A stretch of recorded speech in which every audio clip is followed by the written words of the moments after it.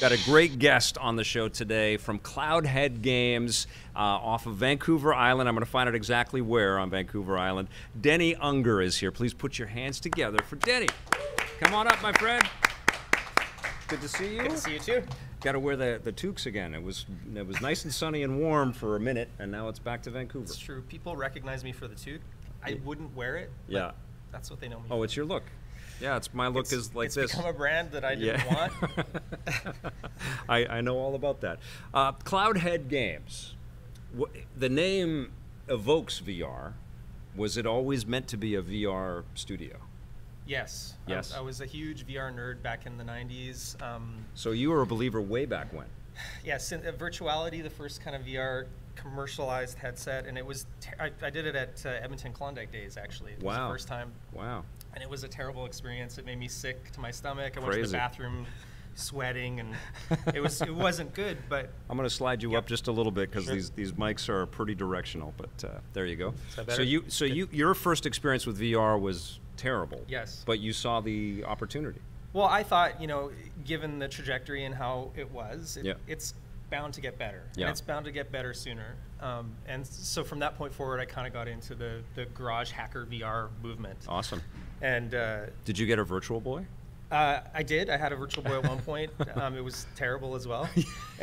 Many missteps happened along the way.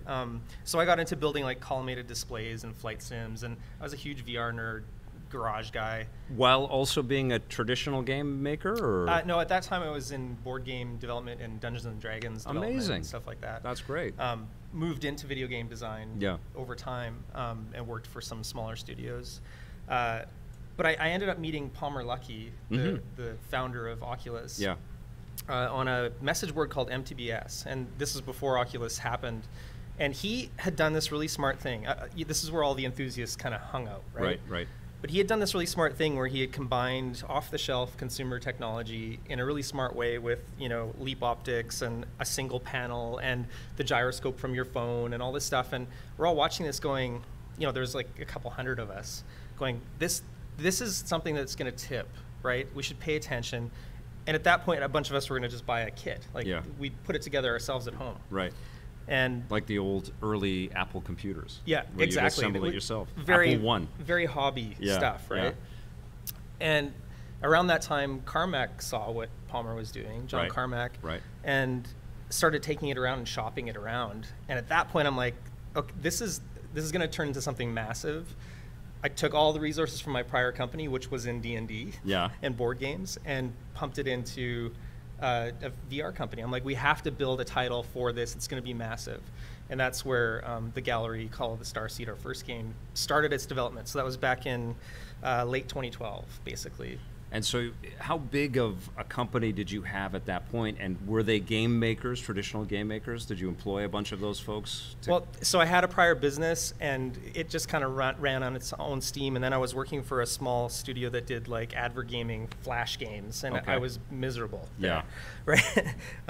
And I kept bringing this thing up. I'm like, VR is going to turn. It's going to pivot. It's going to turn. We should really think about a pivot. Yeah. And I couldn't get kind of an agreement within the studio. So I'm like, okay, I'm leaving. I'm going to start my own company and do this thing. And from there, I had other people I knew that knew how to program and everything else. Had come from other traditional games. Because when you play the gallery, when you play, I've only touched the first game. I haven't gone to the second game. I have these long gaps before I get back into it, because I talk about all these other kinds of things. Yeah. But I was really impressed by how polished it was and how much it felt like a bunch of vets and game-making pros had worked on it. So you clearly brought some of that talent on board. Yeah, it was a lot of thinking about what would be an ideal first VR experience. Yes. What do I want to? What's the fantasy of putting on a headset? That's the other thing that I got too, is that you're trying to define a language, and I think that's incumbent on first software for any emerging hardware, is that you not only are just trying to entertain people, you're trying to create a language that other developers will carry forward with them. Yes. And that seemed to be what you were doing with the game. That was a huge part of just building it from the starting point, which was, at that point we had DK1, 3 DOF tracking, And generally the hardware was terrible. There was no hand controllers. There was none of that stuff. Yeah. So we were working with Razer Hydra, which was they were the only surrogate motion controllers we could find. Right. But we were so confident that VR would eventually have hands. Yes. And that's how you would interact, that we're like, that has to be core to the design. And we wanted it to feel like this fun Goonies adventure story, like kind of an Indiana Jones Goonies weird hybrid thing. Awesome. Where you're the central figure in the story. Being you and being present as you in that experience was really important. It was a pillar of the design. Also tying into your D&D background a little bit. Yeah, for sure. That's great. But yeah, so many stumbling blocks, and like no one knew how to locomote in VR. Yeah. So we invented a thing called VR comfort mode, which was the elephant in the room with VR in the early days was that it made people sick because of vection. That elephant is still in the room. It is because developers don't pay enough attention to lessons learned. Yeah. We know that vestibular disconnect, and it's called vection, make people sick in VR. So if I'm artificially turning the player in the world and I'm not physically turning, my inner ear and my eyeball disagree. Right. And I get sick. Yes. So the way we started thinking about it, like, well, how do dancers get around that? Like, a ballerina spins and she's maintaining her balance and her inner ear balance by spotting. She's always looking at one fixed point every time she rotates. Yes. So like, how do we convert that into software? So we had artificial rotation happening. Okay, well, maybe we just sidestep the rotation moment and do these discrete snaps. So snap turns became a thing. Yes. And that ended up solving. It's something that sounds weird, but when you're in VR and if you have to do an artificial rotation, it feels right. It's like you're blinking. You know that's a hard pill to swallow for a long-time gamer, though. Yes. Because, I mean, when I started to do the snap turns, luckily my locomotion in VR is pretty solid. I've only had a couple of moments where I've ever felt queasy, and that was when I went full locomotion in Doom and a couple of other shooter-type games. Yeah. But it's hard for me to just jump into a game and do the turn type thing. Absolutely. You know? It's weird. And so it's a conceit. Yeah, and you have to keep training people at this stage. Are we going to get past that? I think we're already, like, so part of the problem developing for VR, especially from 2013 kind of forward, because that's when the first dev kits started coming out, was every 6 months the hardware would change. It's different, yeah. So we started with 3DOF, which meant you could pivot your head but nothing else. Right. And then we got 6DOF, where we could start to get some lean in, and then controllers still weren't on the table at all. Yeah. But with every step, eventually Valve saw what we were doing with the Razer Hydra and the DK2, the Oculus. Yes. And it was Chet Falasek from Valve. He was like, this is the first time I played a VR game that didn't make me sick. Cool. And he's like, you should come see what we're doing. So Valve invited us to this secret conference, which we had no idea what this was about. Super excited because we're a small studio at that. We're still small, but we're really small then. And that was when they revealed to us that they had built this whole other competitive product to what Oculus was doing, and it involved room scale VR. So we went from 3DOF to 6DOF to full room scale, where I can walk around a controlled tracked volume. Right. And the launch of Vive was incredible. Yeah. It was. I mean, it was just so clever that they had this video put together and they showed what was possible. They put you in the game. Exactly. Yeah. And they basically gave us, it was us and about 10 other developers that are like, we're going to launch this in 6 months. Can you build a demo to showcase the reveal of this hardware? Wow. So they sent us home with all this prototype gear, wires coming out of everything, and it would break constantly, and we're duct taping controllers together, but they had cracked the code of how to do VR in a full, basically an early version of the holodeck. Yeah. Right? For the first time, we can physically walk around a space. Yes. We know how big it is. I can use my hands to interact. Dude, it must be so exciting for you, because this is your new burgeoning studio. You didn't have like a track record making a bunch of video games, but yet you were with Lucky Palmer and the Oculus team from the ground up, and Valve. Yeah. No slouches in technology and game making. Yeah. And access to them. And meanwhile, you've got 10 people or something like that? And where are you guys? Well, we went from, so we've kind of yo-yoed. We went from 3 people in my garage to now we're at 12, but we've been up to 20. Yes. It's based on needs and everything. That's awesome. But your story, you're kind of in a rural part of Vancouver. You're not in, like, where are you in Vancouver Island? Qualicum Beach. In Qualicum Beach, a retirement town. Okay, yeah. Well, I mean, that's amazing, right? Yeah. And people were these Valve and Oculus people coming to you guys too and checking out? They were. So Valve came to visit us, and at that time we were at Coombs on Vancouver Island. Nice. And we were by Goats on the Roof. There's this famous. I know Goats on the Roof. Yeah. It's a great stop on the way to Tofino. It's incredible.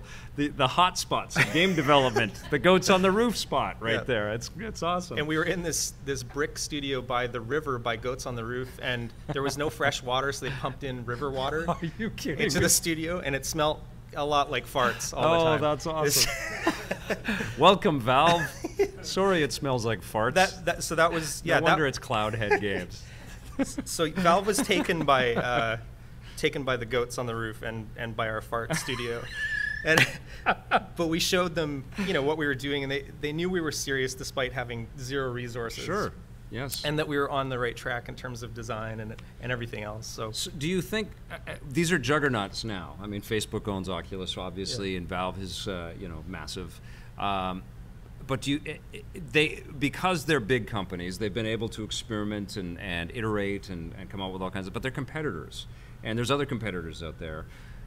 And it's kind of a double-edged sword, I think, because without this competition, we wouldn't have room scale maybe quite as quickly, and we wouldn't have all of these leaps forward and the push, but it's also another console war. It's another, you have to make a choice on what platform and that is restrictive of people just diving in, I would imagine, and frustrating for a game maker. Fragmentation has been a really big issue in VR in general, because every platform has its own, we're starting to come to parity in terms of what features we need in a VR headset to make a good experience. Yes. I think this year specifically is coming to terms with that. Yeah. We know that we want something that's room scale. We know we want track controllers. We know we want 6DoF. All these things are starting to make sense to everybody. Yeah. So now the design spec is changing. But yes, over the last 5 to 6 years, it's been a real frustration, especially since most studios developing for VR have been doing it on their own dime. Yeah. Like there hasn't been a ton. That seems to be most game developers in general right now. It's true, but there's no market. Yeah. Like we're still dealing with pretty low numbers. Yes. Adoption continues to climb. Yeah. Yet, so every time we have a conversation about what game we're building, it's always about, well, how many headsets are on market, right? And the number is still significantly lower than the PC market. What's going to change? Because my theory is you put Star Wars out there with the the X-wing experience as a full deal, that's going to move. Yes. And why aren't the companies jumping on that? Why isn't Valve, instead of spending and making Vive better, why aren't they buying the licenses to things that we know and pushing people into these headsets? I think it's taken this long to educate the public about what VR's capabilities are. Right. And this year is pretty significant because you've got Oculus releasing the Quest. Yes. Which is basically a VR console. Yeah. It's an all-in-one device. You don't have to hook it up to your computer. It's inside-out tracking, so it's tracking a volume without having to put cameras on your walls. But it is a lower spec device. It's like kind of a mobile headset. Yeah. So you're going to get a certain quality bar of content there. Will your games be there? Some of our games will be there, yes. Cool, okay. But the porting effort for something that's higher end is difficult and expensive, right? So you have to kind of build for platform, obviously. Yeah. But it's a device that you'll be able to, convince your nephew or your grandma or your aunt to buy. You'll be able to take it in on a bus or to a bar or whatever, a college campus, and go, this is what real VR is. Yeah. It's not the $20 thing you buy at Walmart that's that you drop your phone into. Yeah. That thing that makes you completely sick. Right. No, that's going to be a significant driver in the market for this year. Also, as has been revealed, and I can talk about it, Valve is launching their own headset, which is the Valve Index. Another console war, here we go. Yes. What's kind of fascinating to me, though, is it seems like both companies are targeting very different markets. Right. So, Oculus with Quest is targeting the Facebook crowd. Yes. Like Mark wants to build this ecosystem for every man, right? Yeah. Valve wants to build something that's higher end and will deliver AAA type experiences in VR. Yeah. And I think those two segments are completely valid, right? So it's becoming a lot clearer to us as developers what we have to build towards. Right. Is HTC out of this now? Are they? I know that they've had some financial issues, but are they still staying with VR? Are they going to continue on? We talk to those guys all the time, and they're still going. I think it feels like they have a bigger push towards B2B and education and that kind of thing. That's actually, honestly, a great point around VR, because I know a lot of developers, because there is a lot of, it's not just money, there's opportunity around VR development, and I know a lot of game developers that are working in medicine and real estate and other kinds of applications for VR, using game design experience and tools, but applying them into different industries and stuff. And that's also another way to grow the market share, right? Exactly. Yeah, it's gonna. I mean, it branched very early, and everybody's like, "Oh, this is going to be the best way to tell stories in education or industrial design or whatever," and it is, but it's still taking its time to get there broadly, right? Yeah. But it was also under the gun in terms of what feature sets do we need to use, and what are we actually building towards. So from the developer landscape, it's been a very big challenge in terms of what we have to accommodate in a game design. It's not just a simple act of porting to lower spec hardware. It's like, do I even have hands? Yeah. Like, or am I constricted to a gamepad, right? So when Valve, introduced us to room scale VR, at that point we had to basically rip apart the game we'd been building for the last those 2 years and rethink how it was happening. So we went from 3 DoF to 6 DoF to having to do snap turns to suddenly being able to walk around a space. And then we had to think about, well, how are we going to move that physical space that I can physically traverse deeper into the virtual world? And so we developed a system called Blink, which is basically teleportation in VR. Right. And so our company did those 2 things first, which was really interesting because that drove a lot of developers to kind of go in that direction. Were you getting calls from all over the world and lots of conversation, lots of like, why aren't you patenting this thing? Ah, right, yes. And fundamentally, it was like, well, you wouldn't patent, or you'd be a real big jerk if you patented WASD in a mouse, right? Or the word edge. Yeah.